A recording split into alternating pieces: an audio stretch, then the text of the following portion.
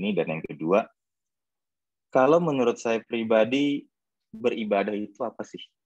Nah, boleh nggak ada 1, 2, 3 orang juga boleh share ya tentang pemikiran Bapak Ibu Saudara sekalian. Kalau menurut Bapak Ibu Saudara, kenapa sih saudara itu beribadah? Dan kemudian apa sih sebenarnya makna ibadah itu buat saudara? Boleh saya kasih kesempatan. Ada yang mau memberikan pemikirannya? Ya, silakan saudara. Nah, kenapa? Jadi kita kan setiap hari Minggu ibadah kan ya. Kenapa kita beribadah ya? Ini pertanyaan yang saya pikir penting juga sih.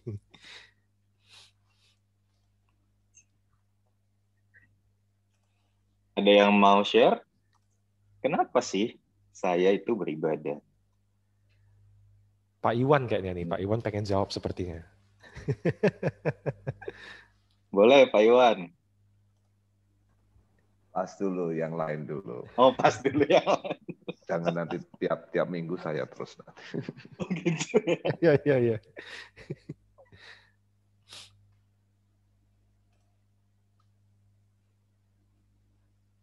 Ada 1 orang?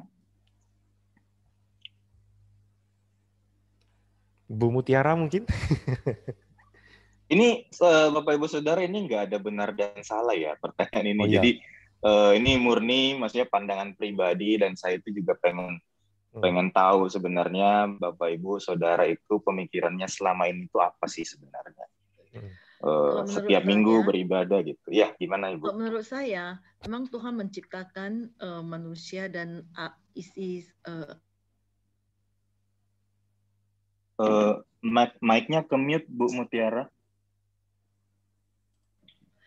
Menurut saya Tuhan menciptakan semua isi bumi ini, kalik dan bumi semuanya itu 6 hari. Jadi hari ke-7 memang dia suruh kita istirahat dan waktunya kita menyembah. Itu satu alasan, itu adalah bahwa itu adalah perintah Tuhan. Yang kedua, menurut saya Tuhan itu memang maha tahu. Dia tahu kita manusia lemah. Kalau kita tidak bersekutu bersama-sama, tidak merupakan sesuatu yang wajib, kita mudah lemah.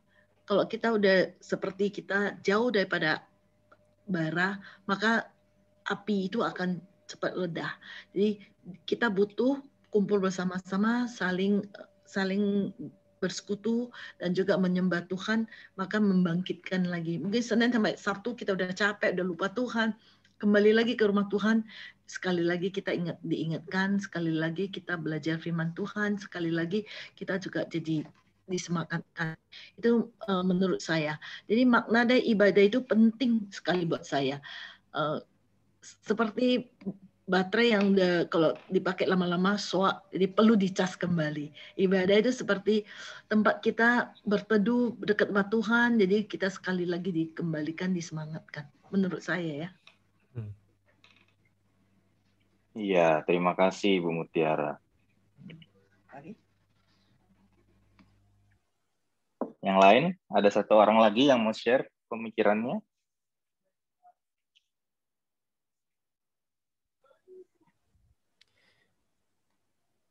Nggak ada? Apa-apa kok. Ini nggak ada benar salah gitu. Iya, betul. Jadi jangan takut untuk salah, nggak apa-apa. Mungkin Bu Wati kali, Bu Wati. Udah lama nggak jumpa seperti ini. Bu Wati, gimana kalau menurut Bu Wati? Ya, ya. Beribadah itu bagi saya tuh memuji Tuhan, bersekutu dengan Tuhan, mendengar apa yang Tuhan inginkan untuk kehidupan saya. Kalau saya seperti itu. Iya, baik.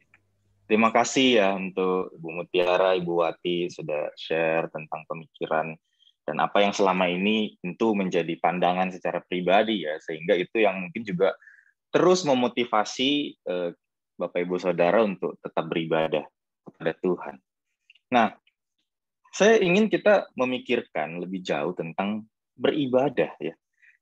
Saya ingin mengajak kita masuk ke dalam kita lihat apa sih sebenarnya makna ibadah itu sendiri, ya. Tapi kita lihat dari sisi pandangan umum dulu ya. Kita lihat sisi pandangan umum dulu. KBBI itu ngomong begini, beribadah itu sama dengan perbuatan untuk menyatakan bakti. Ya.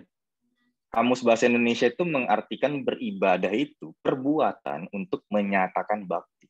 Nah, bakti itu sendiri itu apa? Bakti itu artinya tunduk, menyembah, ya, setia, menghambakan diri.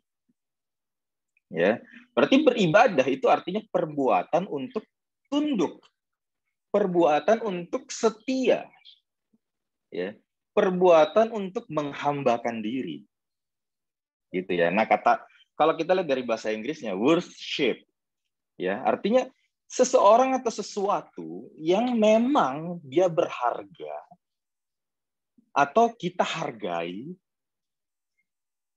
dan dia itu mulia atau kita muliakan. Nah, jadi kalau kita lihat ya, dari katanya itu sendiri, beribadah itu apa? Perbuatan, ya, menunjukkan kita tunduk, perbuatan kita setia, perbuatan kita menghambakan diri kepada, ya, seseorang atau sesuatu yang berharga atau kita hargai, atau kepada seseorang atau sesuatu yang mulia atau kita muliakan. Nah, sebenarnya kalau pandangan umum tentang beribadah itu seperti itu ya. Jadi perbuatan kita sebagai manusia nih untuk kita tunduk, kita itu setia, kita itu menghambakan diri kepada seseorang yang berharga atau seseorang yang mulia ataupun sesuatu yang kita hargai, sesuatu yang kita muliakan. Nah, kalau demikian pandangan umumnya, berarti bisa saya katakan bahwa semua manusia itu melakukan tindakan bakti sebenarnya. Sadar ataupun tidak sadar. Dengan demikian berarti semua manusia itu sadar atau tidak sadar sedang beribadah. Nah, yang menjadi pertanyaan, kepada apa atau kepada siapa manusia itu beribadah? Nah, kalau kita sebagai orang Kristen ya, mungkin kita bisa gampang untuk menjawab, oh kalau saya itu beribadah kepada Tuhan Yesus. Misalnya kayak gitu ya. Karena Yesus itu mulia, Yesus itu memang layak, dia berharga begitu. Nah, saya itu beribadah kepada Yesus. Tapi kalau kita mau telaah lebih jauh, betulkah kita sedang beribadah kepada Yesus? Karena beribadah itu adalah tunduk, setia, menghambakan diri. Sudahkah kita itu tunduk kepada Yesus? Sudahkah kita benar-benar setia kepada Yesus? Sudahkah kita benar-benar menghambakan diri kepada Yesus? Atau sebenarnya kita sedang beribadah kepada hal yang lain? Dan Yesus hanyalah objek ibadah kita saat hari Minggu. Dan hari lainnya kita nggak beribadah kepada Yesus sebenarnya. Ini menjadi sesuatu yang penting untuk kita perhatikan, Bapak Ibu Saudara. Nah, disinilah yang saya katakan juga ini adalah sebuah tanggung jawab yang besar buat diri saya pribadi. PR juga buat saya pribadi ya, apalagi seorang hamba Tuhan begitu, yang banyak kali, seringkali mengkhotbahkan tentang ibadah juga misalnya seperti itu ya. Tapi saya selalu harus bertanya juga dengan diri saya bahwa betulkah saya itu sudah tunduk setia dan menghambakan diri kepada objek yang tepat, kepada Yesus dan bukan kepada yang lain. Ya. Nah, ini yang menjadi hal yang harus kita perhatikan, Bapak Ibu Saudara, karena kalau kita salah, artinya kan apa yang kita lakukan itu sia-sia sebenarnya. Nah, Bapak Ibu Saudara, banyak orang hari-hari ini itu mengira bahwa dia itu sedang beribadah kepada Tuhan. tapi sesungguhnya dia sedang beribadah kepada hal yang lain. Apa misalnya? Pekerjaan mungkin. Dia tunduk, dia setia, dia bahkan menghambakan diri kepada pekerjaan. Maksudnya apa? Dia itu merasa dirinya tidak berharga kalau dia tidak bekerja. Saya tidak kaitkan bahwa semua orang nggak apa-apa nggak bekerja, bukan. Itu adalah bentuk tanggung jawab kita ya sebagai manusia. Tetapi kalau dalam at certain point dia merasa dirinya tidak berharga kalau dia tidak melakukan sesuatu. Nah itu berbahaya Bapak Ibu Saudara. Bahkan dia bisa diperhamba oleh pekerjaannya. Karena hatinya, pikirannya, seluruh hidupnya itu dia habiskan untuk pekerjaan itu. Kita bisa mungkin juga apa? Beribadah kepada uang. Kita setia mencari uang. Hati kita, pikiran kita fokus, kita kejar uang yang banyak. Ya. Pikiran kita itu stres. Ya. Apalagi sekarang masa-masa pandemi ini ya. Ketika kita memijakkan kaki kita kepada uang, dan saat ini uang sedang tidak menentu, disitulah mulai kita khawatir dan kita stres bahkan depresi. Karena kita merasa itulah yang menjadi pijakan kita. Kita menghambakan diri kita kepada uang. Atau mungkin kita yang sebagai hamba Tuhan ya, kita mungkin bukan berbakti kepada Tuhan, tapi berbakti kepada pelayanan. Bisa saja. Hati kita lebih condong kepada pelayanan dengan segala kesibukannya ketimbang cari Tuhan. Nah, Bapak Ibu Saudara, ini menjadi hal yang krusial ya, benar-benar krusial untuk kita pikirkan. Di dalam Perjanjian Baru, Paulus itu berkata seperti ini. Karena itu, saudara-saudara, demi kemurahan Allah, aku menasihatkan kamu, supaya kamu mempersembahkan tubuhmu sebagai persembahan yang hidup, yang kudus, dan yang berkenan kepada Allah. Itu adalah ibadahmu yang sejati. Jadi, kalau kita mau belajar dari kebenaran firman Tuhan, yang Paulus katakan tentang beribadah itu apa sebenarnya? Sikap kita mempersembahkan, ya. Sikap kita mempersembahkan apa yang kita persembahkan? Tubuh. Tubuh ini berbicara bukan hanya fisik, ya, tapi secara keseluruhan. Secara keseluruhan. Di bagian yang lain Paulus berkata mengibaratkan persembahan tubuh kita itu seperti korban curahan di hadapan Tuhan. Maksudnya apa? Itu seperti air ya. Kalau kita bangsa Israel mau mempersembahkan korban bakaran, sebelumnya itu dia ada tabur minyak dulu, anggur gitu kan, kemudian dia siram pakai air biar baunya semerbak, begitu ya, baru dia bakar korbannya. Nah, kalau itu kan air itu kan seperti mengalir gitu kan, sampai habis, benar-benar habis gitu, tidak tersisa gitu. Nah, Paulus itu mengibaratkan mempersembahkan tubuh itu seperti itu, habis sepenuhnya.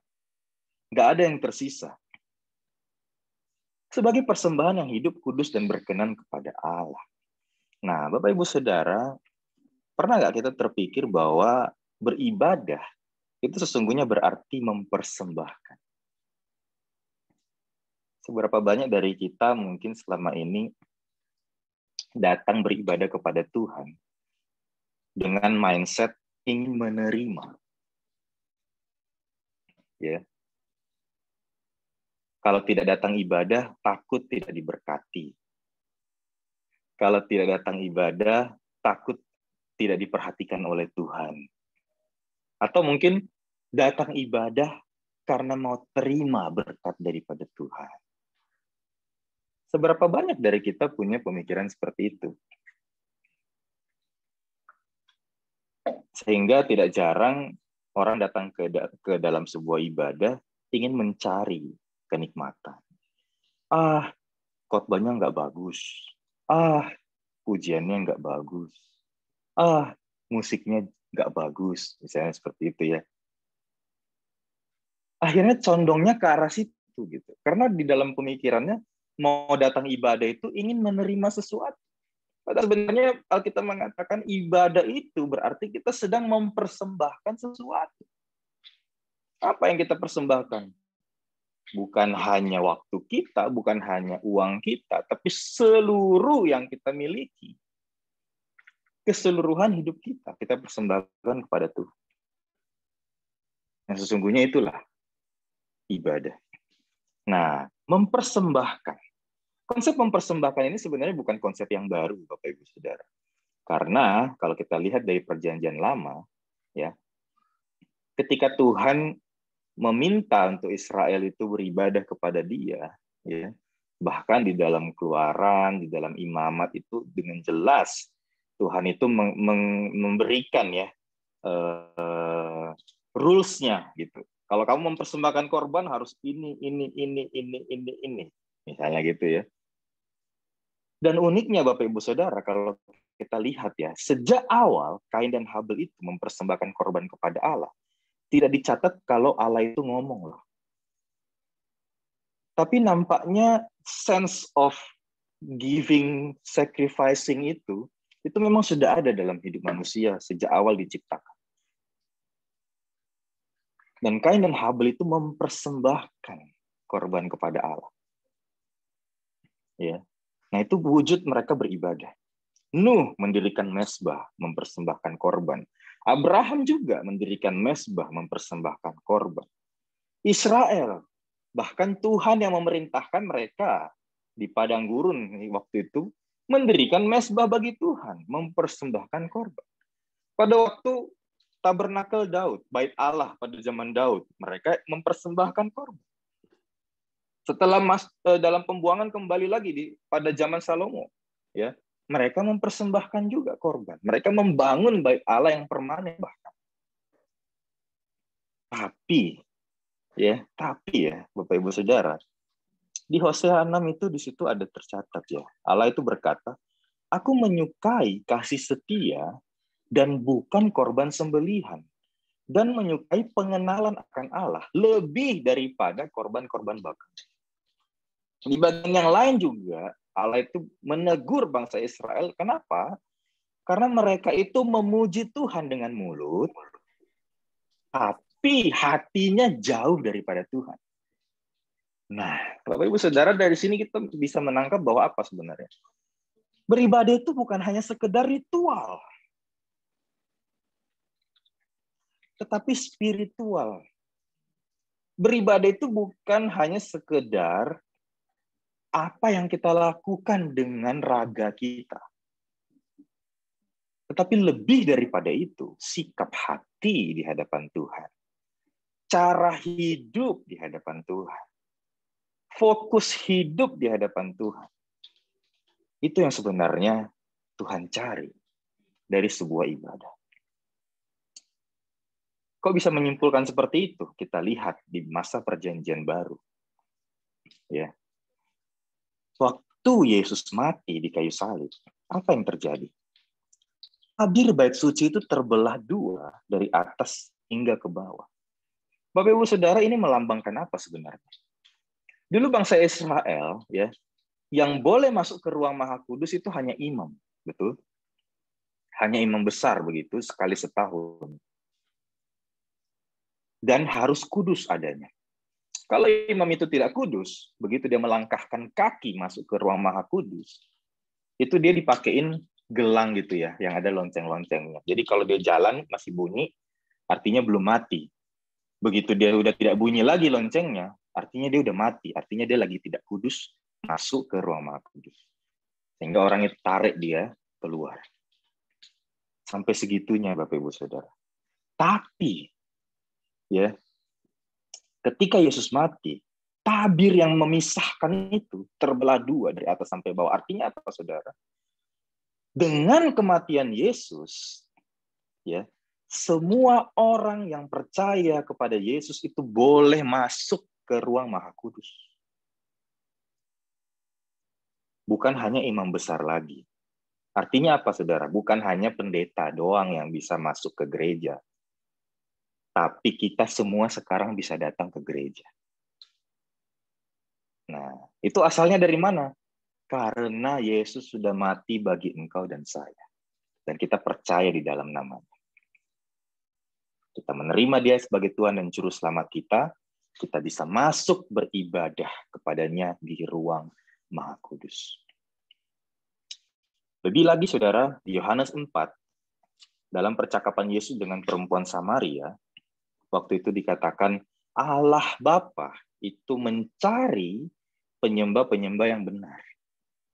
Penyembah yang benar itu penyembah yang seperti apa? Penyembah yang menyembah Bapa di dalam roh dan kebenaran. Di situ bukan dikatakan penyembah yang rajin datang ke bait Allah, bukan. Bukan dikatakan penyembah yang selalu memberikan korban yang terbaik, bukan. Tetapi dikatakan penyembah yang menyembah di dalam roh dan kebenaran. Sini mau mengatakan bahwa penyembahan itu bukan soal hal yang kita lakukan dengan tubuh ini, bukan. Tapi lebih dalam lagi, sikap hati kita di hadapan Tuhan seperti apa. Kita taat gak dengan firman? Kita sungguh-sungguh mengaktifkan Roh Kudus menguasai hidup kita atau enggak? Itu ibadah yang sejati sebenarnya, Bapak Ibu. Nah, kemudian Paulus ya dengan tegas mengatakan, setelah Roma pasal 1 sampai 11 itu dia banyak sekali ya hal-hal teologis di dalam itu mengungkapkan bagaimana Yesus sudah mati, bangkit pada hari yang ketiga, dan karya keselamatannya bagi seluruh umat manusia. Nah, pasal 12 di situ dibuka dengan kata karena itu, ya kan, persembahkanlah tubuhmu. Maksudnya itu apa, saudara? Sekarang gini, Yesus itu sudah memberikan dirinya sebagai persembahan yang sempurna. Pertanyaannya, kita sebagai manusia yang tidak sempurna mau mempersembahkan apa lagi kepada Tuhan? Kalau kita bandingkan persembahan kita dengan tubuh Kristus yang sudah tercurah di kayu salib, itu tidak ada apa-apanya, saudara.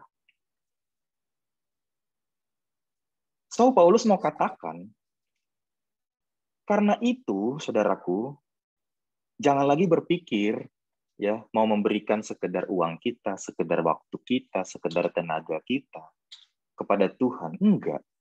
Persembahan yang paling baik dan yang tepat itu adalah sepenuh hidup kita kasih semua kepada Tuhan. Itu sudah yang paling baik. Tapi bukan hanya itu, saudara. Hidup yang seperti apa? Yang hidup benar-benar hidup, artinya apa? Kita sudah ditebus oleh Tuhan. Kita kudus, ya, kita menjalani jalan pengudusan, kita terus mengusahakan hidup di dalam rencana dan firman Tuhan, dan berkenan kepada Allah. Nah, dari sini kita bisa tahu, Bapak Ibu Saudara, bahwa ibadah itu sebenarnya berbicara tentang cara hidup kita di hadapan Tuhan. Ya. Ibadah itu sebenarnya berbicara tentang cara hidup kita di hadapan Tuhan. Ibadah itu bukan hanya berbicara bagaimana cara kita, bagaimana sikap kita ketika kita beribadah hari Minggu. Bukan. Beribadah kepada Tuhan itu bukan hanya berbicara soal bagaimana sikap kita ketika kita lagi berdoa. Bukan begitu, saudara. Beribadah juga itu bukan berbicara soal seberapa rajin kita pelayanan. Bukan. Tapi beribadah itu adalah soal bagaimana setiap detik kehidupan kita itu kita pertanggungjawabkan di hadapan Tuhan. Ya, seperti tadi misalnya Ibu Mutiara share ya, bagaimana setiap hari ya sudah sibuk begitu ya, banyak kerjaan begitu yang sudah dikeluarkan sepanjang hari ya, dari pagi bahkan mungkin sampai malam misalnya seperti itu ya, melayani banyak orang. Nah, sesungguhnya kalau kita mau katakan kita beribadah kepada Tuhan, kita perlu menyadari bahwa semuanya itu pun adalah wujud kita sedang beribadah kepada Tuhan. Karena apa? Kita itu bukan melakukannya demi diri kita. Hidup ini kita melakukannya itu demi Tuhan. Kita melayani orang di rumah sakit, kita melayani orang di jalanan, kita melayani orang di kantor. Kita semua lakukan itu untuk Tuhan, bukan? That is our worship. Itulah penyembahan kita. Bukan hanya sekedar hari Sabtu, hari Minggu kita pelayanan, kita datang ke gereja. So, ketika kita mengetahui ya kebenaran ini, maka ketika hari ini kita diperhadapkan dengan pandemi, sebenarnya kita tidak akan terlalu sedih. Sesungguhnya kita nggak perlu terlalu struggle. Karena apa? Karena sesungguhnya setiap hari hidup kita itu sebenarnya adalah ibadah kita di hadapan Tuhan kok. Jadi jangan pernah berpikir bahwa ketika kita nggak bisa ke gereja nih sekarang artinya kita nggak bisa ibadah. Enggak, Bapak Ibu Saudara. Seluruh hidup kita ini adalah ibadah kita di hadapan Tuhan. Ya, bagaimana kita berusaha untuk hidup kudus, ya, kita berusaha untuk tetap berkenan di hati Tuhan. Itulah ibadah kita, karena kita persembahkan sepenuhnya kepada Tuhan. Nah, tapi jangan juga menjadi ekstrim yang lain. Kemudian kita katakan, oh kalau gitu contoh pas nanti sudah normal, ya udahlah, nggak usah ke gereja lah ya. Kan kita setiap hari juga sudah ibadah gitu kan ya. Bukan gitu Bapak Ibu Saudara. Karena sesungguhnya ibadah minggu itu adalah momen kita merayakan kasih setia Tuhan bersama dengan saudara seiman. So, kalau kita mau katakan ya, Bapak Ibu Saudara, hari Minggu itu kita beribadah. Tapi bukan hanya beribadah loh sebenarnya hari Minggu itu. Kalau kita lihat jemaat mula-mula, apa yang mereka lakukan? Mereka berkumpul bahkan tiap-tiap hari di rumah ibadah. Dan bukan hanya itu. Ya, mereka berkumpul di rumah ibadah setiap hari untuk apa? Mendengarkan firman Tuhan. Kemudian setelah itu mereka ngapain? Mereka bersekutu. Saling membangun satu sama lain. Bahkan mereka mengadakan ibadah di rumah-rumah masing-masing. Untuk apa? Saling menguatkan satu sama lain. So, ketahuilah bahwa hari Minggu, ketika Tuhan nanti memberikan kita kesempatan kembali bisa beribadah di gereja, pandanglah itu bukan hanya sekedar kita mau berelasi dengan Tuhan. Tapi itu adalah momen kita juga perlu dan harus berelasi dengan sesama kita.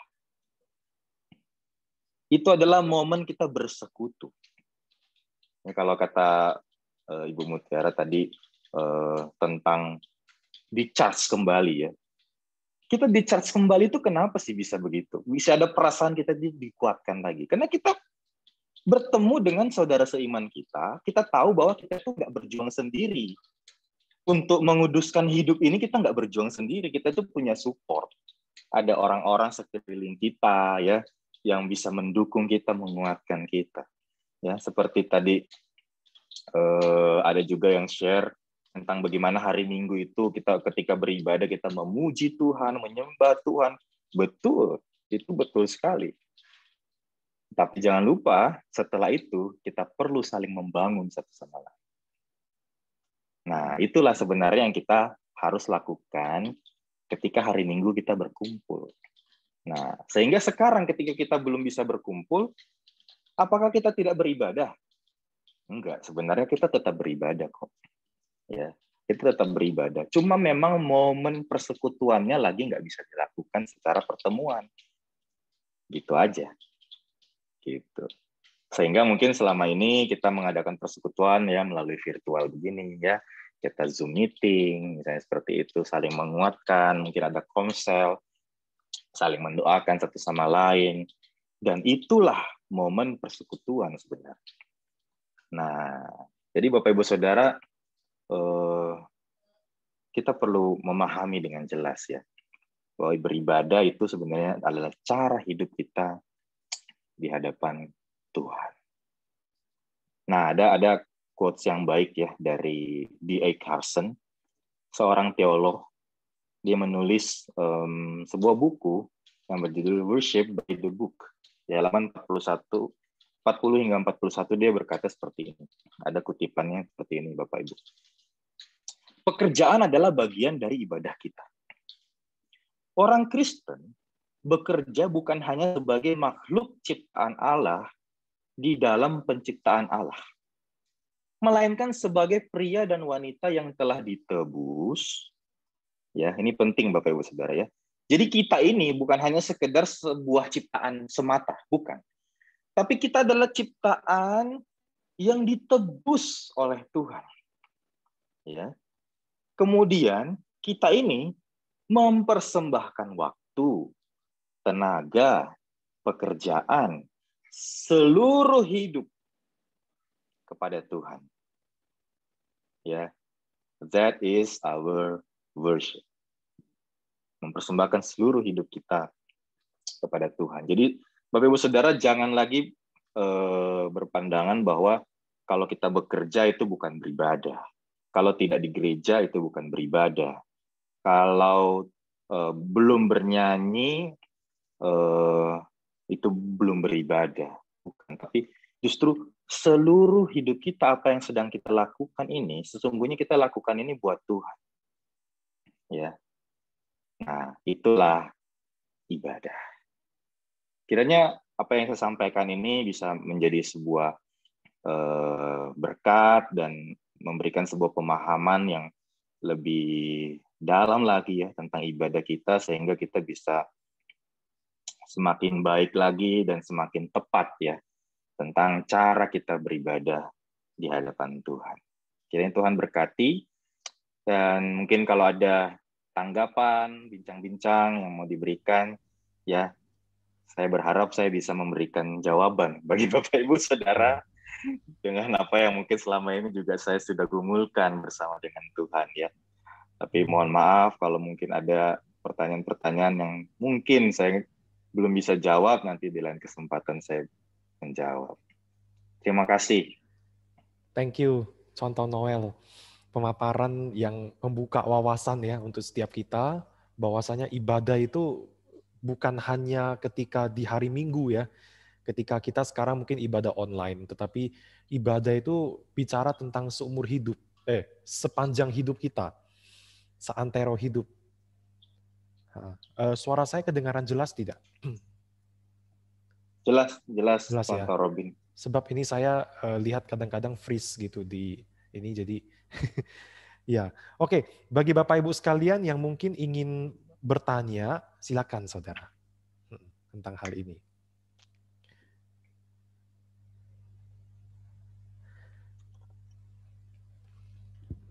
Oke, mungkin dari aku dulu. Jadi mungkin ada beberapa di antara jemaat yang mungkin sekarang ini di antara kita ya mungkin agak sedikit bingung. Jadi mungkin antara ibadah di dalam kehidupan sehari-hari dengan ibadah di hari Minggu gitu. Itu perbedaan yang lebih spesifiknya itu apalagi gitu. Jadi benefit apa yang sebenarnya di dalam ibadah hari Minggu itu juga yang mungkin bisa berdampak juga untuk kehidupan sehari-hari dalam ibadah di kegiatan kita sehari-hari seperti itu, Contoh Noel. Oke. Ya, terima kasih untuk Contoh Robin. Nah, seperti kita tahu ya, bahwa hari Minggu itu memang waktu di mana Tuhan berikan untuk kita beristirahat. Ya, kalau dulu kalau nggak salah hari Sabtu ya, kemudian setelah ini kita mulai ada waktu di hari Minggu, kita mulai melakukan Sabat. Nah sebenarnya ini adalah yang pertama memang waktu hari Minggu untuk kita beristirahat itu bukan hanya sekedar kita beristirahat dari kesibukan kita setiap hari, bukan. Tetapi yang dinamakan Sabat itu kan artinya kita itu beristirahat di hadapan Tuhan. Beristirahat di hadapan Tuhan itu kita kembali merenungkan kehidupan kita di hadapan Tuhan. Kembali memikirkan kehendak Tuhan apa sih untuk kita ke depannya. Ya. Kemudian merenungkan kebaikan Tuhan atas hidup kita. Nah, sebenarnya banyak hal yang bisa kita lakukan, bukan hanya sekedar istirahat seperti misalnya nggak ngelakuin apa-apa, nonton sepanjang hari, misalnya begitu ya, pergi jalan-jalan, bukannya itu salah, bukan. Tapi sebenarnya Sabat yang Tuhan maksudkan itu adalah bagaimana kita bisa menggunakan waktu itu untuk bersekutu lebih intens di dalam hadirat Tuhan. Nah, itu yang menjadi perbedaan juga di dalam bagaimana ketika kita sehari-hari dalam ibadah kita sehari-hari dengan Tuhan, sebagai seluruh hidup kita ini kita persembahkan, tapi juga ada waktu di mana kita beristirahat, benar-benar kita bergumul di hadapan Tuhan. Nah, itulah sebenarnya momen di hari Minggu ketika kita bersama-sama datang itu bergumul di hadapan Tuhan. Nah, sebenarnya ibadah Minggu juga itu apa sih sebenarnya? Nah, itu kan sebenarnya sebuah ibadah yang mana diteladankan ya. Kalau dulu kan murid-murid Tuhan itu tiap hari ya datang ke Bait Allah. Nah, sekarang kan kita kayaknya nggak mungkin ya datang tiap hari ke gereja ya. Kalau nggak kita bisa nggak kerja gitu kan. Kita nggak bisa cari nafkah untuk keluarga kita gitu misalnya. Tapi ini adalah momen di mana kita juga meneladani apa yang sebenarnya jemaat mula-mula lakukan. Kita berkumpul bersama, bersekutu bersama, untuk apa? Merenungkan firman Tuhan. Untuk merenungkan kebaikan Tuhan. Untuk mengetahui lagi apa sih yang Tuhan inginkan untuk diri kita. Ya. Nah, bukan hanya itu lagi, kemudian seperti yang saya katakan, setelah itu kita bersekutu bersama, saling menguatkan satu sama lain. Nah, itulah perbedaannya. Ketika kita setiap hari beribadah seorang diri dengan pribadi kita sendiri di hadapan Tuhan. Nah, ketika hari Minggu, kita bersama-sama itu bisa saling menguatkan satu sama lain. Nah, bukan hanya relasi vertikal yang diwujudkan ketika hari Minggu, tetapi juga relasi horizontal. Saya dan sesama, begitu. Sehingga kenapa kalau ibadah Minggu itu, saya selalu katakan dengan para WL, kita salah satu wujud kita benar-benar bisa beribadah itu adalah ketika seluruh jemaat bisa bernyanyi. Misalnya contoh seperti itu ya. Sehingga aku selalu ngomong kepada misalnya kayak para WL, jangan hanya karena kita suka lagunya, kita membawakan itu di hari Minggu, sementara jemaat yang lain itu nggak tahu lagunya. Misalnya seperti itu. Karena kita bukan hanya berelasi sama Tuhan tuh kalau hari Minggu, tapi hari Minggu kita tuh berelasi dengan sesama juga. Gitu loh. Nah, melalui pujian itu bukan hanya kita menaikkan pengagungan pujian kepada Tuhan, tapi sebenarnya kita sedang bersaksi kepada kiri kanan kita. Misalnya, aku memujimu Tuhan, Engkau Allah yang baik misalnya. Ketika kita mengumandangkan itu, saudara kita di kiri kanan itu kan dengar. Iman mereka juga dikuatkan, mereka pun juga ikut bernyanyi, ya. Dan itulah momen di mana kita di-charge lagi kan, seperti itu. Karena ya, iman kita dibangun kan akan pendengaran akan firman Tuhan. Begitu kan. Nah, itu perbedaan apa yang kita lakukan setiap hari dengan ketika kenapa kita tetap harus datang hari Minggu. Begitu. Karena memang ada hal yang miss sih selama kalau kita pandemi kita nggak bisa bersekutu bersama di hari Minggu. Benar, memang akhirnya kita perlu akui ada hal yang miss begitu. Tapi puji Tuhan dengan banyak teknologi saat ini ya kita tetap bisa bersekutu begitu.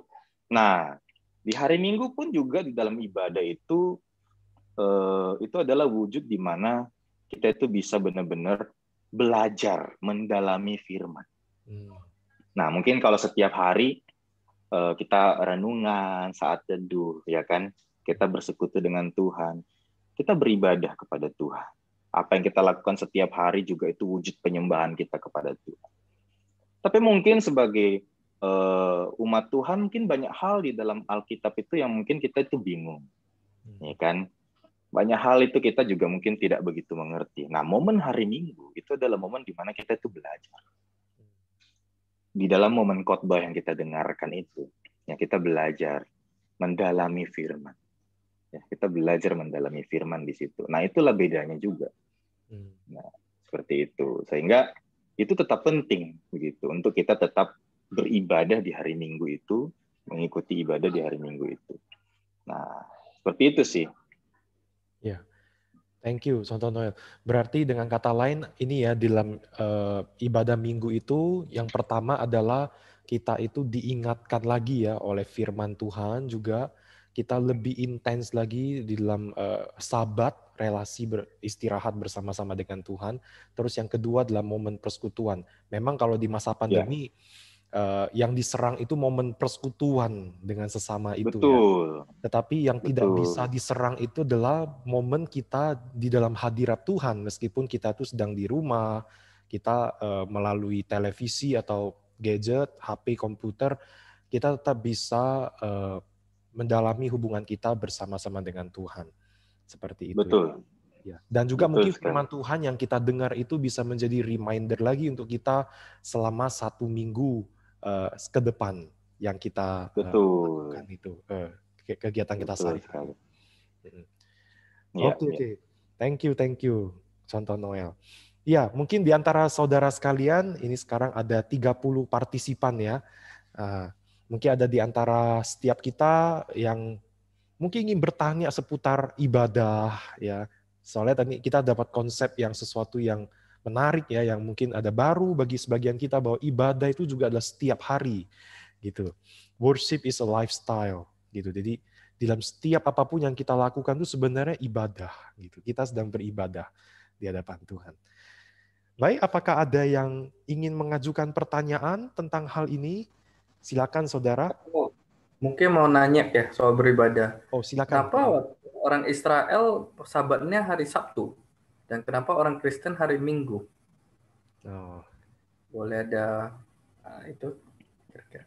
Itu waktu itu memang pergeseran ketika waktu itu kan tradisi Yahudi ya. Nah, kemudian orang Kristen itu kan berkembang di dalam tradisi Romawi, ya tradisi Yunani. Nah, pada waktu itu kan memang kalenderisasi itu kan mulai diubah pada zaman itu.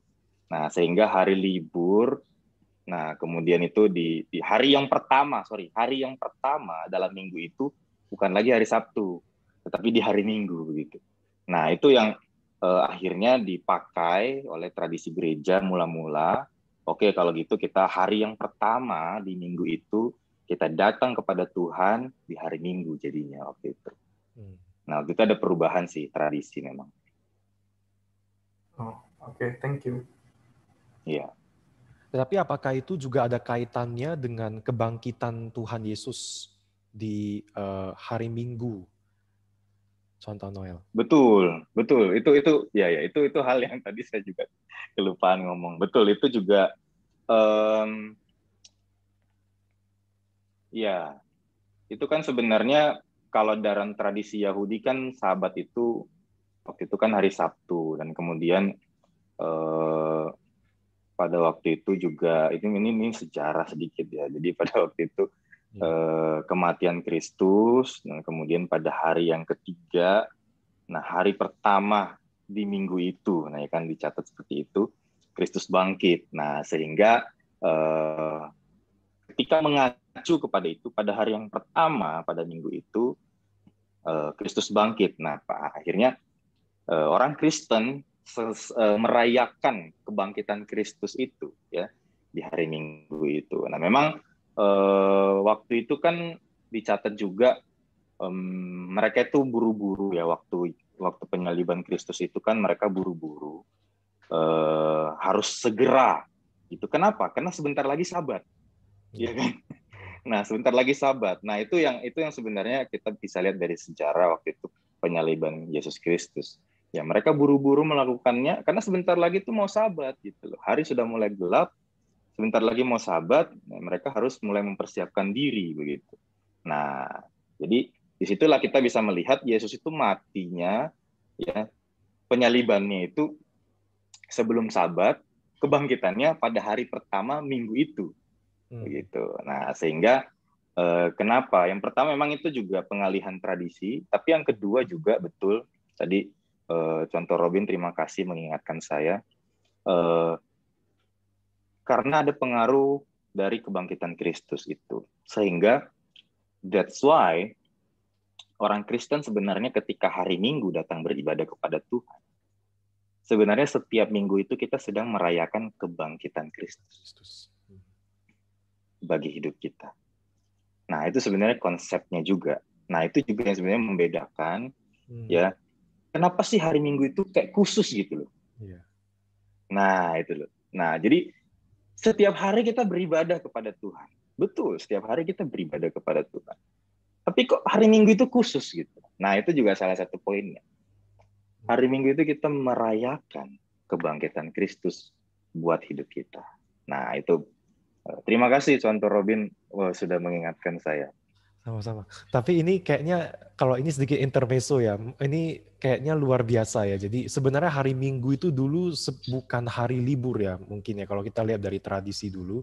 Tetapi sejak kebangkitan Kristus di hari Minggu itu, kemudian kita lihat dampaknya sampai sekarang, hari Minggu itu akhirnya jadi hari libur. Betul. Jadi penentunya itu betul. adalah dari kebangkitan Kristus ya, yang sebenarnya secara tidak langsung itu mungkin ada berdampak di dalam kehidupan sosial manusia seperti itu, yang mungkin berdampak sampai saat ini. Ya, betul. Oke, baik. Ya. Thank you untuk pertanyaan Clement tadi. Apakah ada lagi dari antara kita yang ingin bertanya tentang seputar ibadah ini? Silakan saudara. Dari Pak Ahwi, apakah ada Pak Ahwi?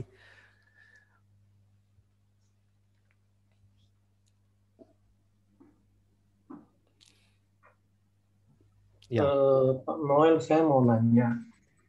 Inti dari ibadah kan penyembahan kepada Tuhan. Tadi Pak Noel bilang setiap hari juga ibadah.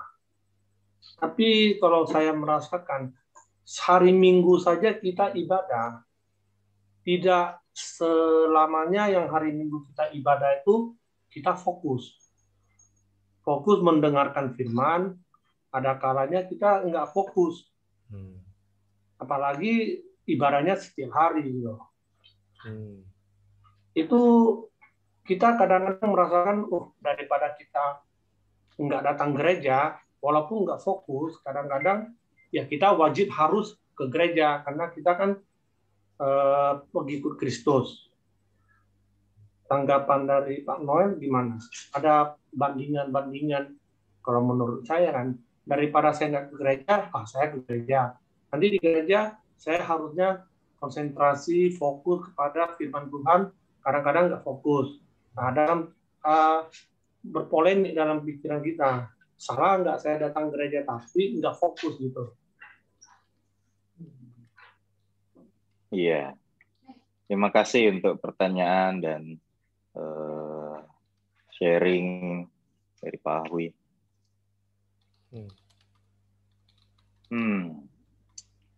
Kalau menurut saya sih begini ya.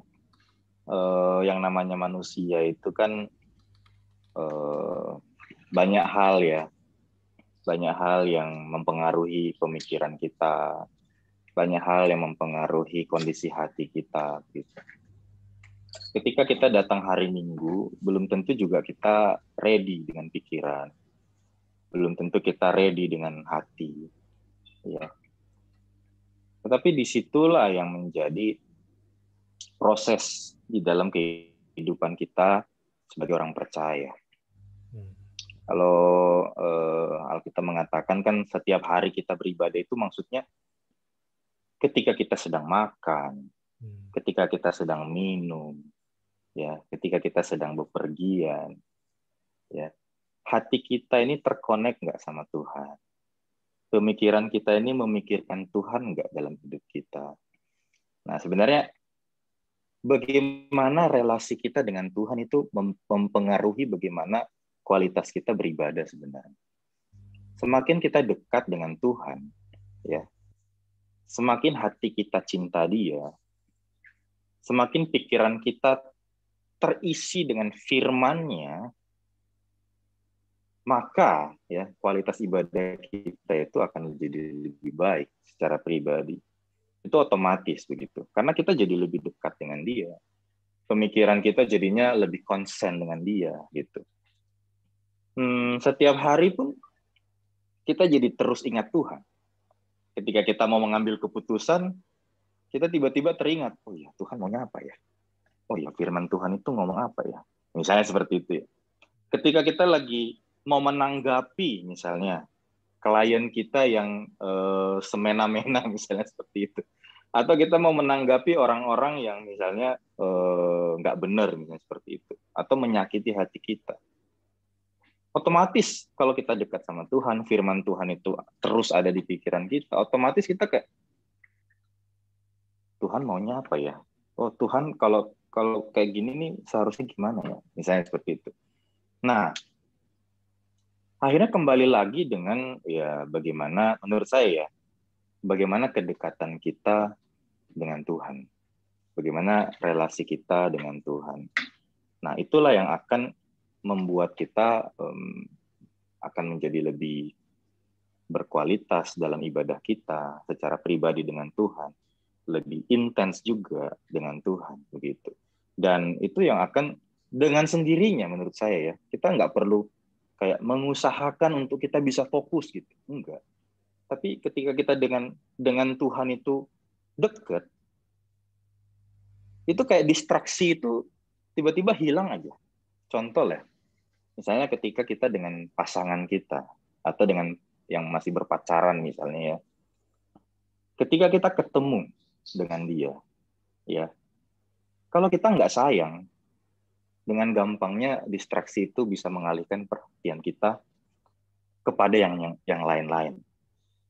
Tapi kalau kita benar-benar sayang dan kita dekat sama dia, dan kita mengetahui bahwa setiap pertemuan walaupun setiap hari terus kita ketemu itu bukan menjadi sebuah pertemuan yang membosankan, tapi menjadi sebuah pertemuan yang sangat bermakna, bukan? Karena hati kita tertuju kepadanya, pikiran kita tertuju kepadanya, relasi kita dekat sama dia, gitu. Nah, dan itu secara otomatis jadinya.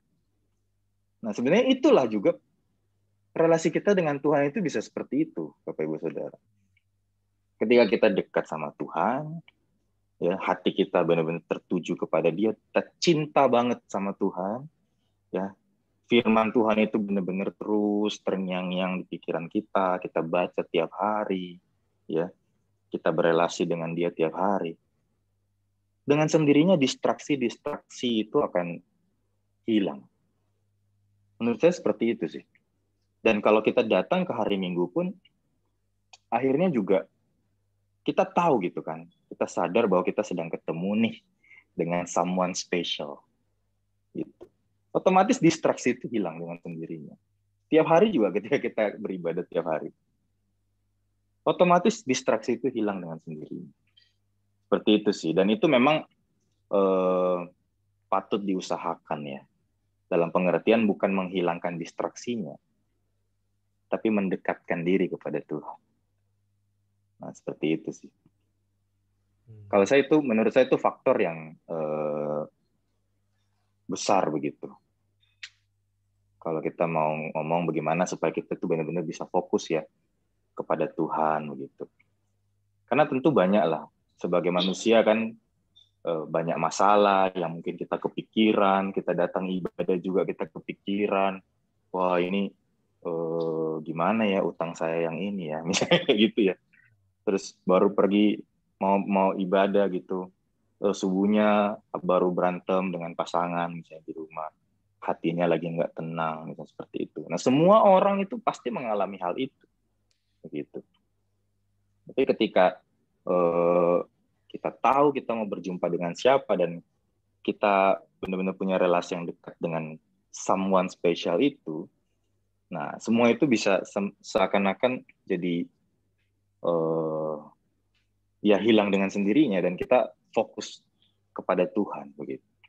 Menurut saya seperti itu sih. Dan memang mungkin Bapak Ibu Saudara pernah nggak mengalami ya, ketika misalnya Bapak Ibu Saudara lagi on fire gitu dengan Tuhan,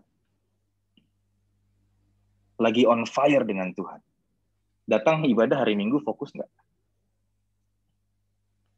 Fokus. Kayak semangat banget ya, nyanyi gitu. Pendeta ajak buka Alkitab, kita bahkan bawa Alkitab yang waktu pertama kali kita beli, waktu kita bertobat, misalnya seperti Alkitab yang sangat berharga, misalnya kayak gitu. Kita baca, wah luar biasa ini Tuhan, kayak gitu. Nah itulah, kira-kira penggambarannya seperti itu. Ya, ketika kita benar-benar cinta sama Tuhan, dekat sama Tuhan, distraksi itu justru akan semakin hilang dengan sendirinya. Dan kita, setiap kali kita datang kepada Tuhan, kita bisa fokus. Menurut saya itu sih inti yang paling krusialnya gitu. Karena kalau dikatakan bagaimana sih cara kita bisa fokus, ya banyaklah teori-teori yang kita bisa berikan untuk bagaimana agar pikiran kita fokus, misalnya kayak gitu ya. Tapi menurut saya yang paling inti adalah itu sih, bagaimana relasi kita dengan Tuhan. Berarti ini adalah berbicara tentang hubungan ya. Hubungan kita dengan Tuhan sehari-hari. Seperti itu. Kira-kira apakah itu menjawab Pak Ahwi? Pertanyaan dari Pak Ahwi tadi. Oke. Ya. Ini ada kolom di chat nih, Pak Yakub ada bilang gini nih. Iya ya, kadang saya malu dengan agama tetangga kita. Setiap hari jam 12 siang, kan 5 kali ya. Mereka tuh selalu meninggalkan pekerjaan mereka walau masih belum siap. Tapi konsistensi, yang dilihat tuh konsistensi ya. Konsistensi mereka dalam ingat sama Tuhan itu jauh di atas saya. Wah, terima kasih Pak Yakub nih. Keterbukaannya. Ya, Pak Yakub mungkin mau langsung sharing dengan ngomong, boleh juga Pak Yakub.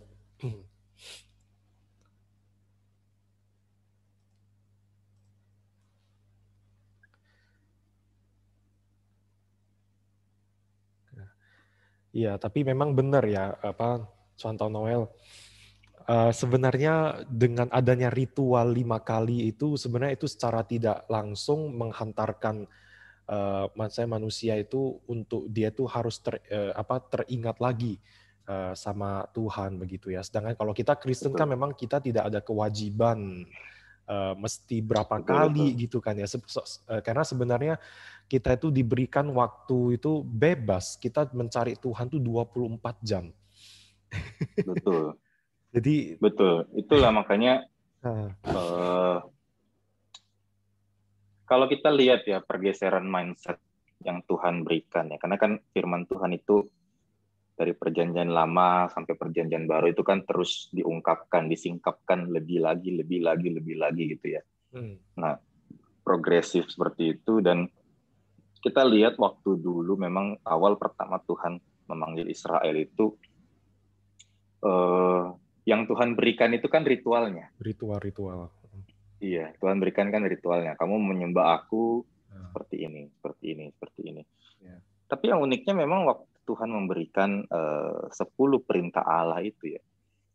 Nah, di perintah yang pertama, sebelum itu kan kalau nggak salah itu Akulah Tuhan Allahmu ya. Akulah Tuhan Allahmu.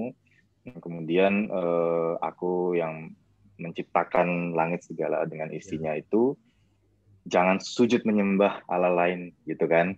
Ya. Nah, jadi dari situ kita bisa memahami sebenarnya bahwa di situ Tuhan itu menginginkan bukan hanya sekedar ritual juga semata, tetapi bagaimana dalam hidup kita itu tidak ada Tuhan yang lain.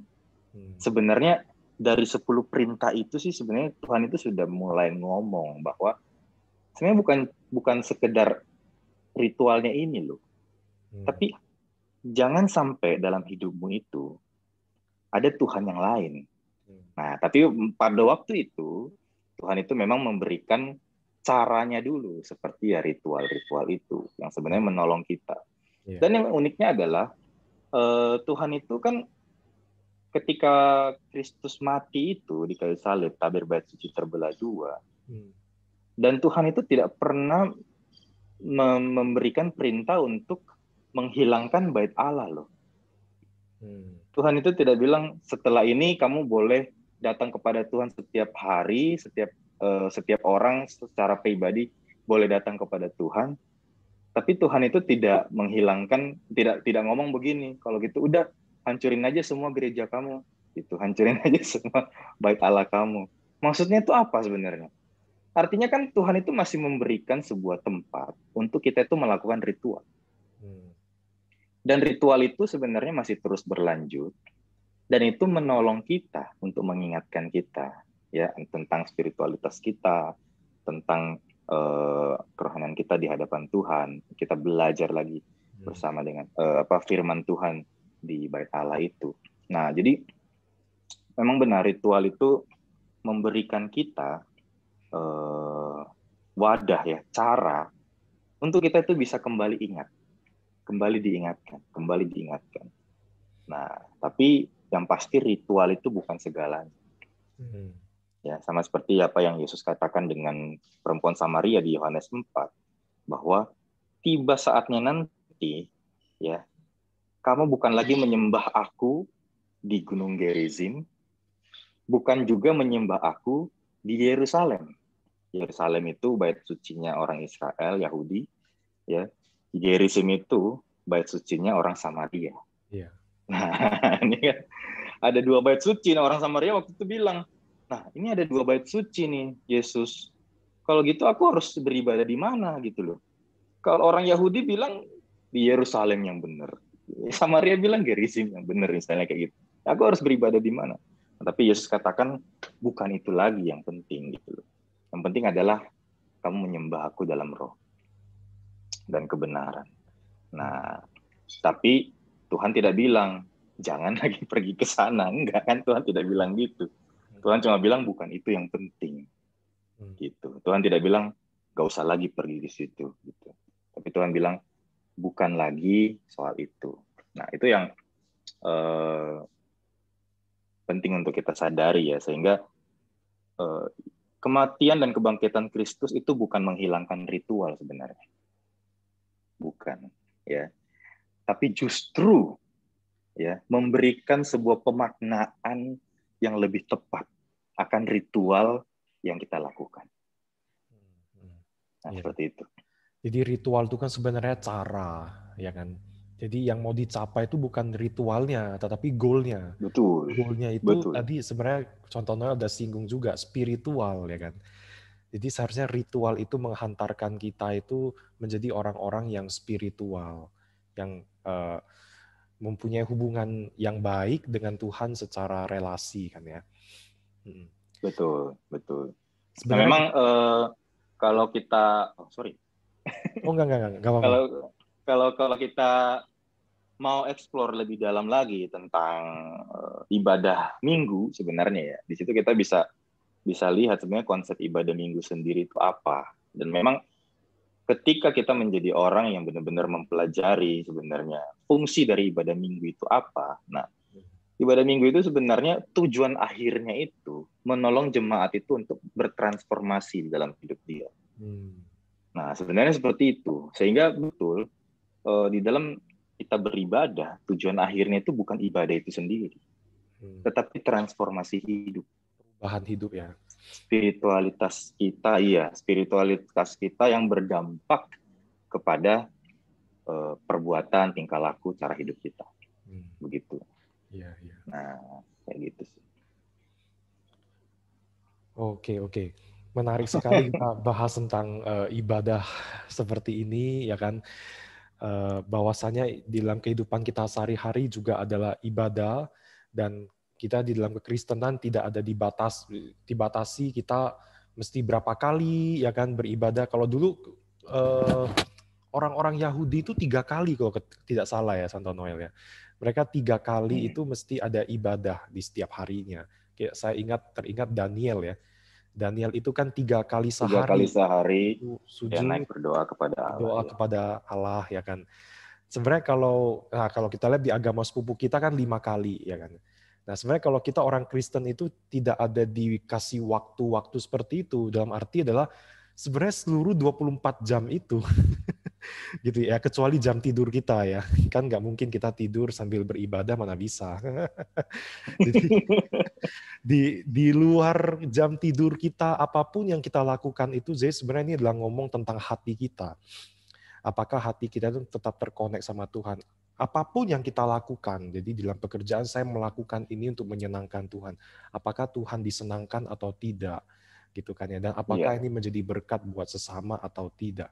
Dan sebenarnya itulah ukuran-ukuran untuk membuat kita ukuran-ukuran apakah kita itu sudah beribadah di hadapan Tuhan atau belum gitu di dalam setiap harinya.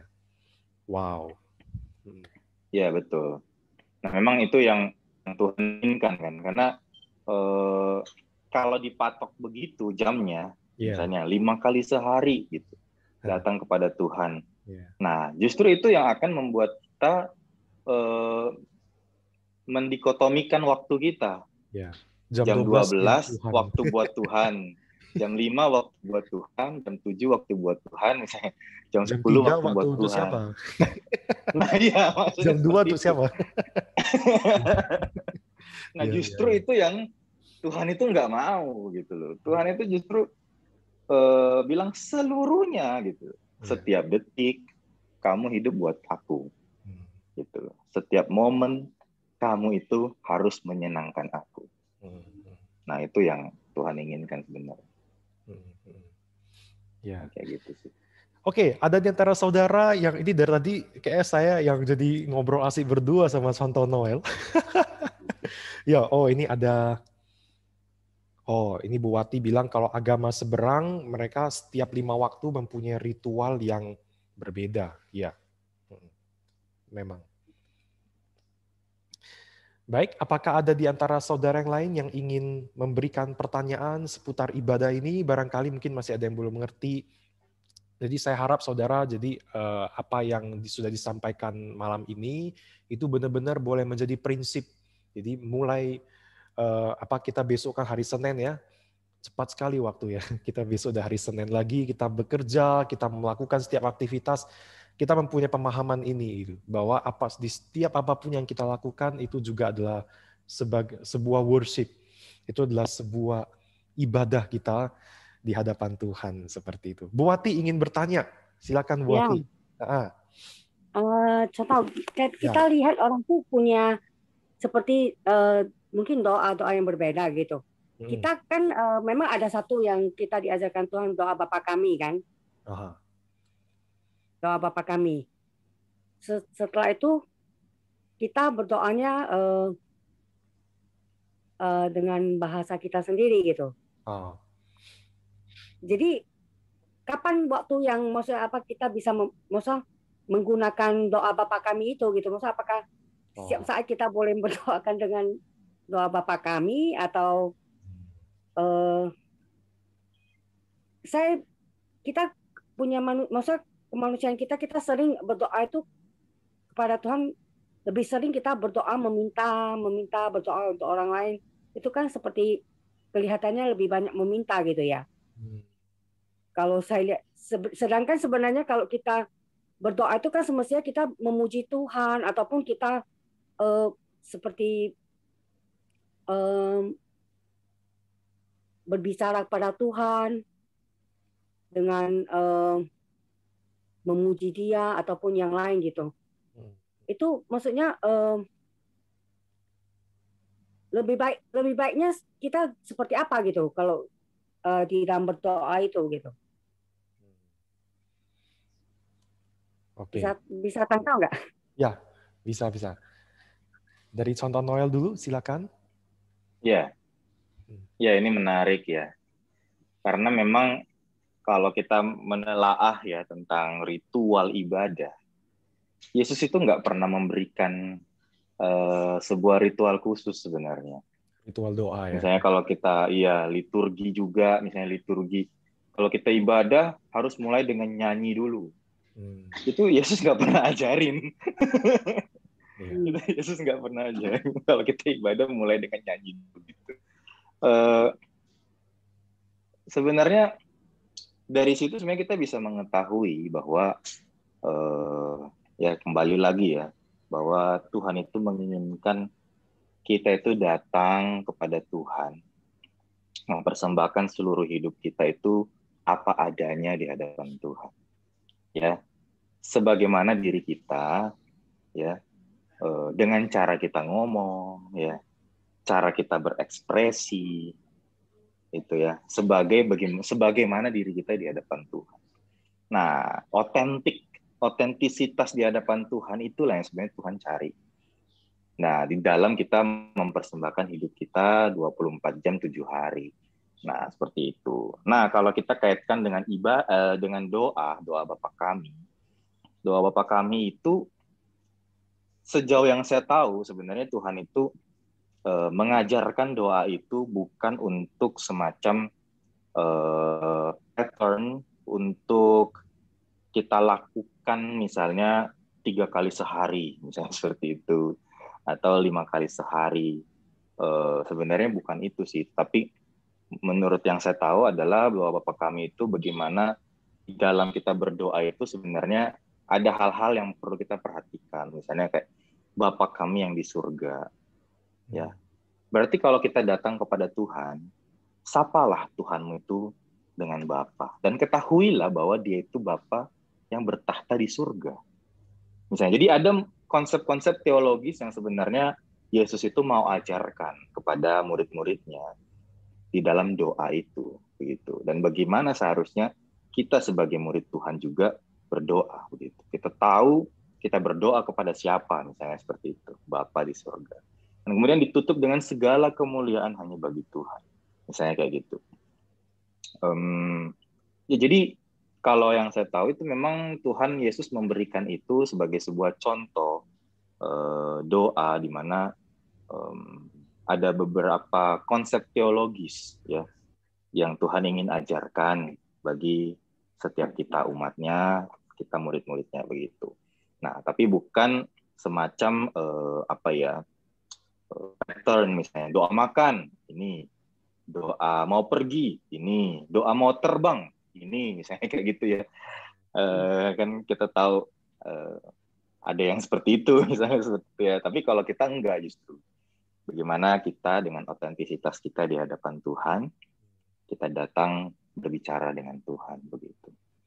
Kalau dari saya itu sih. Berarti doa Bapa kami itu adalah ibarat seperti guidance ya.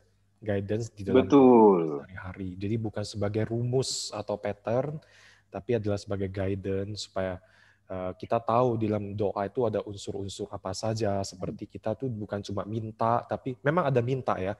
Kan berikan makanan kami secukupnya, tetapi juga kita ada doa minta ampun juga, ampunilah kesalahan kami gitu kan. Jadi itu adalah sebagai guidance gitu untuk doa-doa kita. Tentunya mungkin ya seperti contoh Noya tadi bilang bukan itu sebagai yang perlu kita ucapkan terus. Tapi kalau kita mau berdoa itu mungkin silakan ya, nggak masalah ya. Kalau kita mau berdoa Bapa kami langsung nggak masalah juga gitu. Jadi ini sebenarnya lebih ke hati kita gitu. Kita itu berbicara kepada Bapa kita ya kan. Dan Bapa itu sebenarnya dia lebih mendengar apa yang menjadi suara hati kita itu kepada Tuhan gitu. Betul. Ya, karena kalau di doa Bapa kami itu kan termasuk udah lengkap semua ya, kurang lebih udah lengkap. Di sana ada pujian kepada Tuhan, di sana kita ada meminta pengampunan dosa, kita berdoa untuk kebutuhan dan yang lainnya. Menurut saya mungkin itu juga memang salah satu yang bisa membuat kita itu belajar untuk menggunakan, maksudnya berdoa untuk tidak hanya meminta saja atau seperti apa gitu. Jadi di dalam doa kita itu pun kita bisa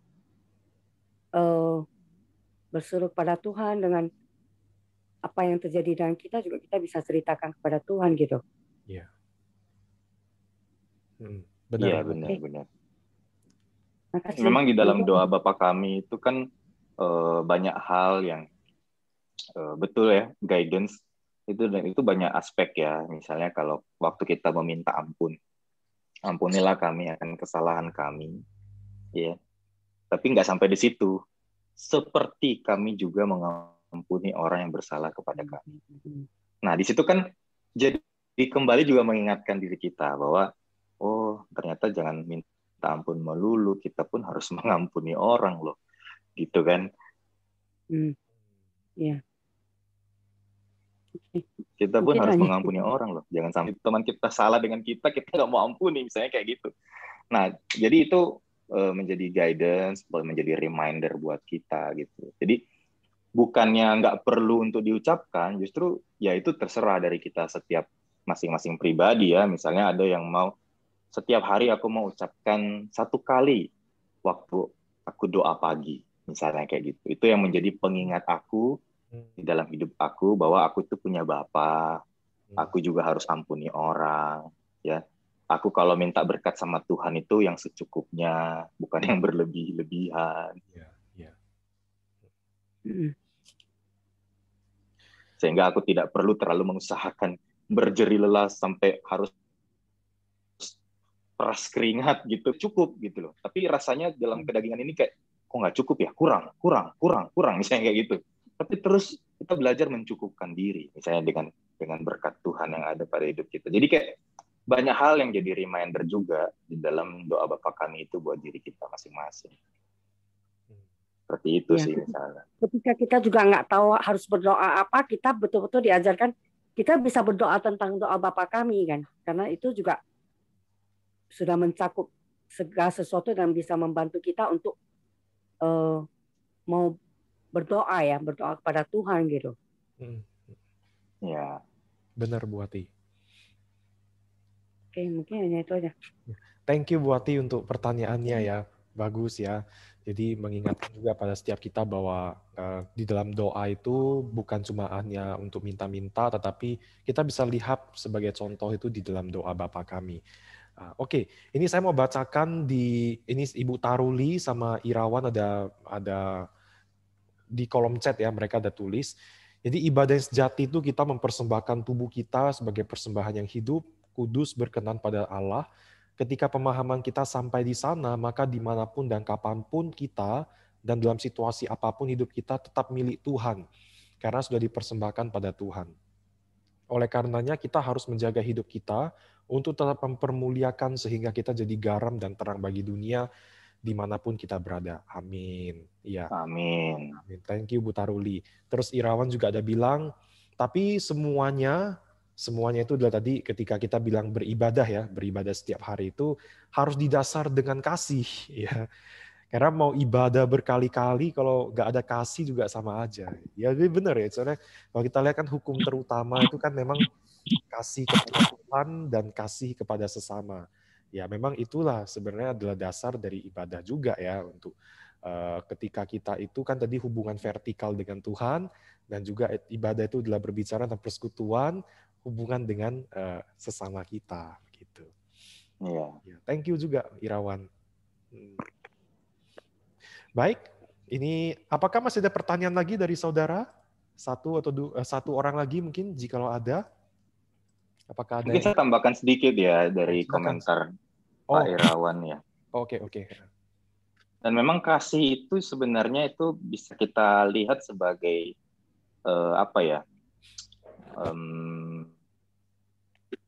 minyak pada api, ya, seakan seperti minyak pada sebuah api, gitu.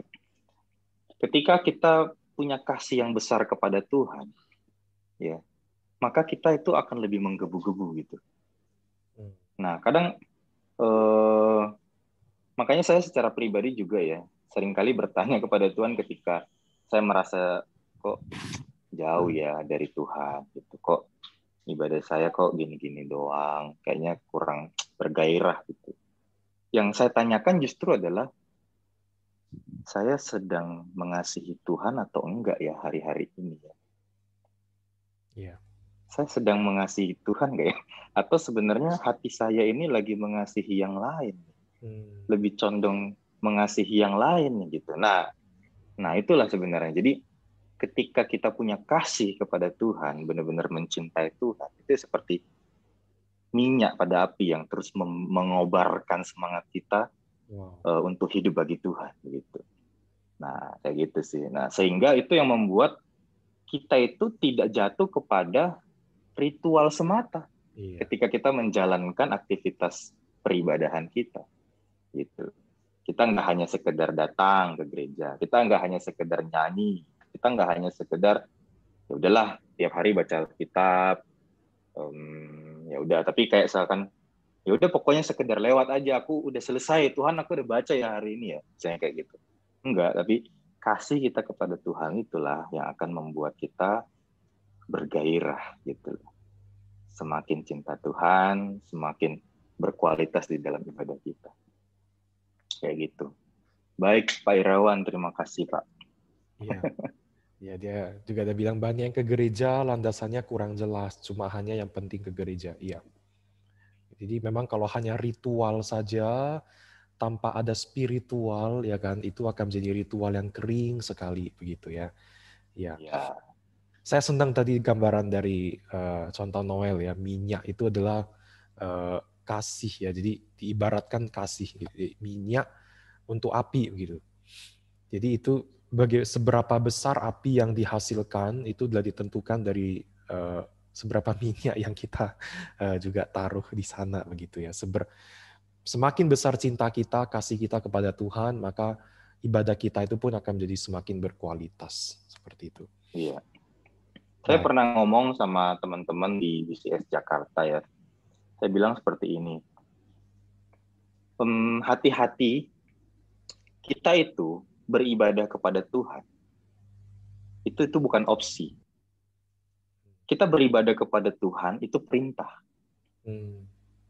Sewajarnya. Sudah sewajarnya itu kita beribadah kepada Tuhan. Jadi, ya, kita itu beribadah kepada Tuhan, sebenarnya poin pertama itu adalah kita beribadah kepada Tuhan itu tidak ditentukan seberapa besar kasih kita sebenarnya kepada Tuhan. Karena kalau mau kita based on kebenaran,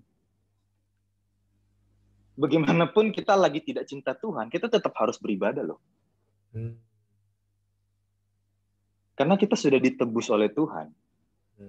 Kita sudah jadi milik Tuhan. Jadi beribadah itu bukan pilihan. Misalnya ya, aku lagi nggak cinta Tuhan, misalnya cintaku sama Tuhan lagi drop misalnya kayak gitu ya. Mana nih Tuhan, aku nggak diberkati nih, misalnya kayak gitu ya. Terus aku malas lah ke gereja, misalnya kayak gitu. Aku nggak mau lah baca Alkitab. Nah, misalnya kayak gitu ya. Nah, itu karena mungkin pemahamannya adalah ya aku nggak ini sama Tuhan, udahlah aku nggak usah. Padahal sebenarnya ya menjalin relasi sama Tuhan, beribadah kepada Tuhan, mempersembahkan hidup setiap hari, itu tuh sudah sewajarnya loh. Itu perintah juga loh. Nah, tapi yang kedua, makanya aku memberikan penggambaran itu seperti minyak ya. Kasih kita kepada Tuhan itu seperti minyak. Kalau minyaknya lagi sedikit, ya apinya redup. Minyaknya lagi banyak, apinya berkobar besar gitu. Nah, kayak gitu. Sehingga kita itu tahu bahwa kasih kita kepada Tuhan itu tidak menentukan kita itu beribadah atau tidak. Enggak. Ya, sampai kalau kita lagi drop gitu, jauh sama Tuhan, terus jadi kita nggak mau beribadah gitu. Enggak. Tapi beribadah itu perintah sebenarnya kepada Tuhan. Ya, kewajiban. Tetapi kita akan menjalaninya dengan segenap hati, dengan penuh damai, dengan penuh sukacita, dengan penuh gairah ketika ada kasih kepada Tuhan. Berarti itu kasih itu sebenarnya menentukan seberapa besar kualitas ya, seberapa bagus kualitas kita itu dalam beribadah kepada Tuhan. Ya begitu. Baik, thank you banget Contoh Noel untuk bincang-bincang hari ini. Mungkin ada closing statement dari Contoh Noel ya. Oke. Nanti setelah itu saya akan tutup dalam doa. Baik. Iya, closing statement saya untuk setiap pesan ya. BCS Medan. Oke. Setialah mempersembahkan hidup kita kepada Tuhan. Ya. Setialah menundukkan diri kita kepada Tuhan. Saat itu kita lakukan, disitulah kita sedang beribadah. Itu sih. Singkat, padat, dan jelas ya. Ya, ini akan sangat mudah untuk diingat ya, kata setia itu.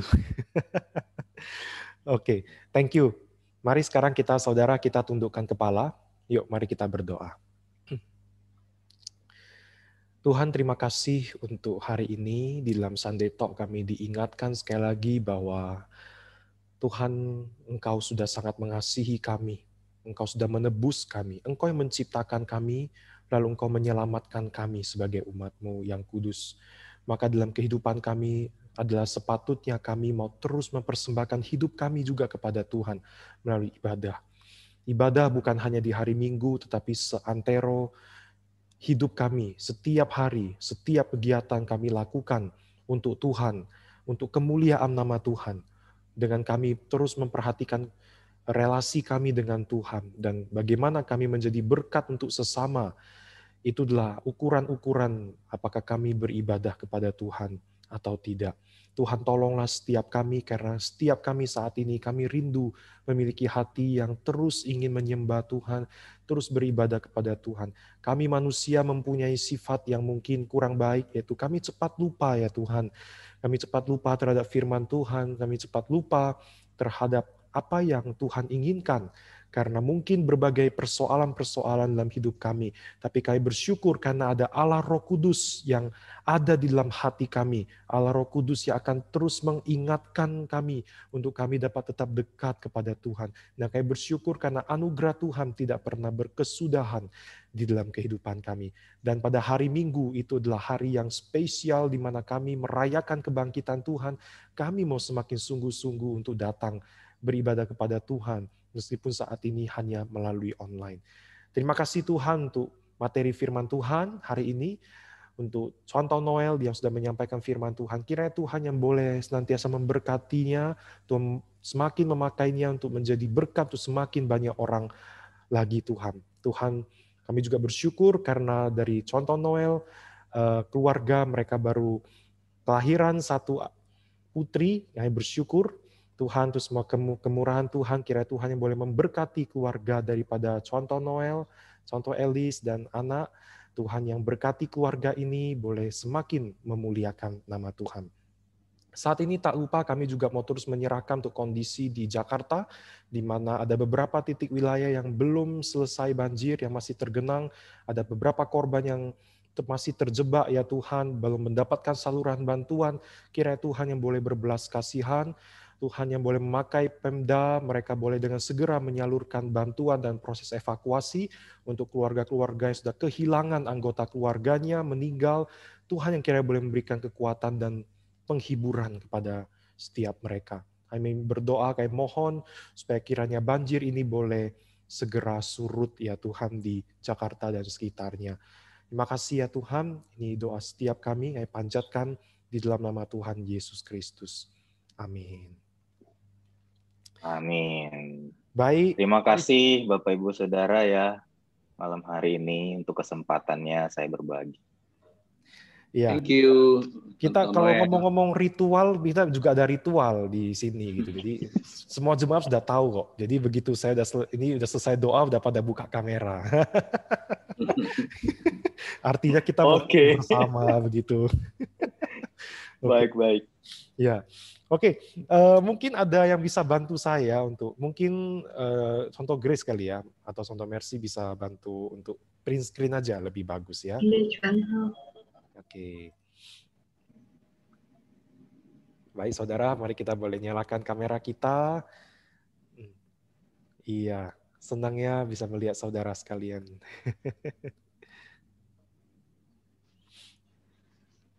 Aba-aba ya? Siapa yang kasih aba-aba? Saya contoh. Ya. Di saya ada 2 slide, jadi mungkin bisa saya foto yang slide pertama dulu ya. Ya.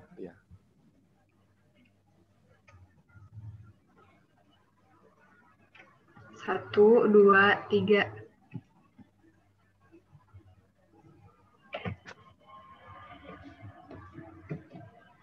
Nggak nampak giginya ya?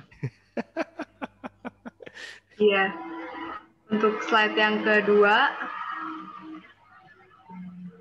1, 2, 3. Oke. Udah. Iya. Thank you semua. Ini ada beberapa yang baru join nih. Saya lihat tadi Deprin ya. Selamat datang Deprin. Pak Udah Arya. dapat semua ya? Oke. Modal Tangguh. Ya. Oke, selamat Selamat malam. semuanya. One on semuanya. Thank you untuk Baiklah. Pak Noel sekali lagi. Terima kasih untuk kesempatannya ya. Sampai bertemu di lain kesempatan. Ya. Ya. Tuhan berkati. Oke, Tuhan berkati. Selamat malam semua. Bye-bye.